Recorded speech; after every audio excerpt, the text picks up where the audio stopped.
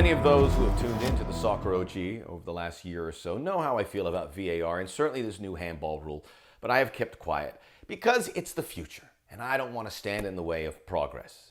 But I saw something this weekend that I've never seen before.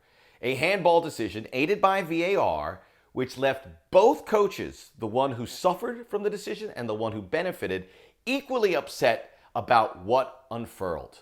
In the Tottenham Hotspur Newcastle United game, Eric Dyer with his back to the ball comes in, hits him in the arm, wasn't called at the time, and then they reviewed it after a long stretch, several minutes, and reversed it.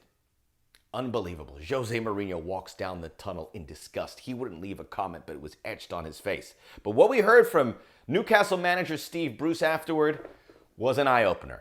He said, "We have lost the plot. We have lost the spectacle of the sport. We got away with murder by Newcastle getting a point. It's wrong."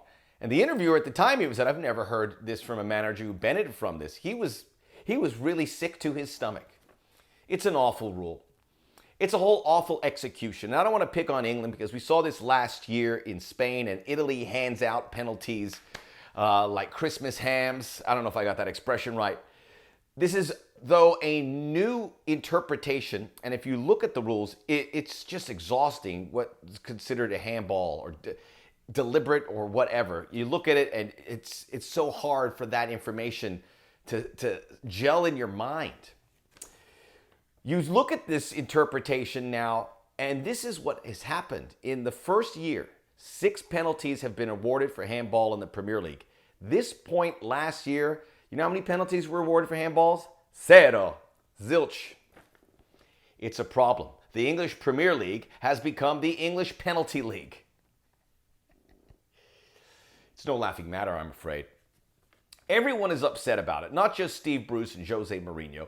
Crystal Palace, Roy Hodgson was affected with a handball that wasn't viewed as deliberate. He says it's ruining the game. Every pundit saying something along the lines. If this goes the way it's going, at some point, these interpretations of what VAR is doing has to blend in, but it's not. It's getting worse. And it is ruining the game. The pleasure I take from I have to watch these games. This is my livelihood. But I don't enjoy them as much as I did.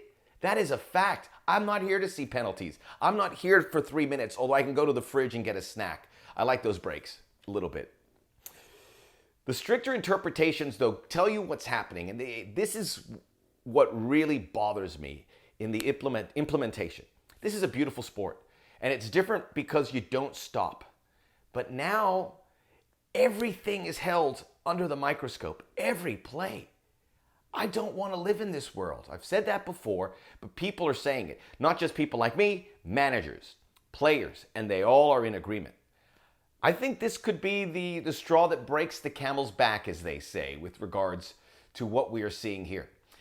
Clear and obvious is what we were first told when it came to VAR. There's nothing clear and there's nothing obvious about this. You're punishing handballs because an inch here or maybe it's above the shoulder.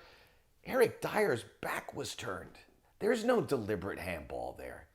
Let's please, I beg you, let's stop this insanity. Let's go back to let's get rid of all of it. Let's get rid of just VAR in small doses. And you know who's affected the most by this? The referees. And some people are going to lose their job because of it. It's not pretty. Just had to get that off my chest. Please subscribe to the Soccer OG.